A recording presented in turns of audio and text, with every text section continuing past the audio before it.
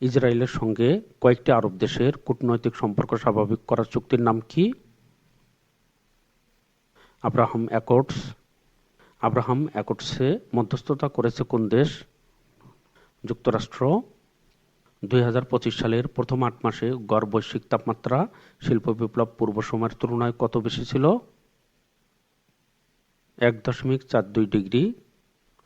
দেশে প্রথমবারের মতো সাস্টেইনেবিলিটি রিপোর্ট প্রকাশ করেছে কোন ব্যাংক? NRBC bank. 5টি ইসলামী ব্যাংকের দায়িত্ব নিয়েছে কোন ব্যাংক? বাংলাদেশ ব্যাংক। 2024-25 অর্থবছরে গড় মূল্যস্ফীতি ছিল 10.03%। রাষ্ট্রের প্রধান আইন কর্মকর্তা কে? Attorney general. ইসরায়েলের প্রধানমন্ত্রী নেতানিয়াহুর বিরুদ্ধে গ্রেপ্তারি পরোয়ানা জারি করেছে কোন দেশ?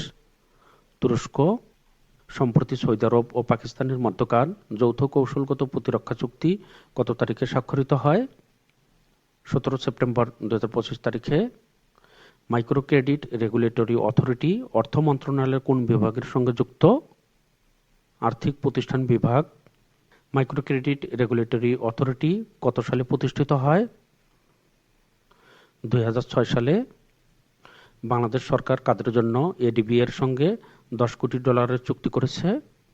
কুটির, ক্ষুদ্র, ছোট ও মাঝারি উদ্যোক্তাদের জন্য। 2025 সালের আইএমএফ ও বিশ্বব্যাংকের বার্ষিক সভা কবে অনুষ্ঠিত হবে? 13 থেকে 18 অক্টোবর। বাংলাদেশ ও পাকিস্তানের যৌথ অর্থনৈতিক কমিশনের 9ম বৈঠক অনুষ্ঠিত হয় কবে?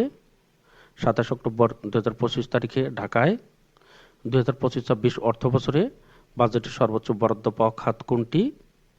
জনপ্রশাসন 23.5%।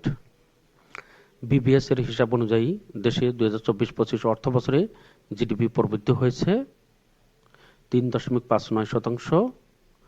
ট্রান্সপারেন্সি ইন্টারন্যাশনাল বাংলাদেশের নির্বাহী পরিচালক কে? ডক্টর ইফতেখারুজ্জামান। ডক্টর ইফতেখারুজ্জামান অন্তর্বর্তী সরকার কর্তৃক গঠিত কোন কমিশনের প্রধান ছিলেন? দুর্নীতি দমন কমিশন। 2025 সালে এনসিএল টি20-তে চ্যাম্পিয়ন হয়েছে রংপুর বিভাগ। আপনাদের সকলকে ম্যাথ বাংলা জিকে ইউটিউব চ্যানেলটি সাবস্ক্রাইব করার অনুরোধ করছি।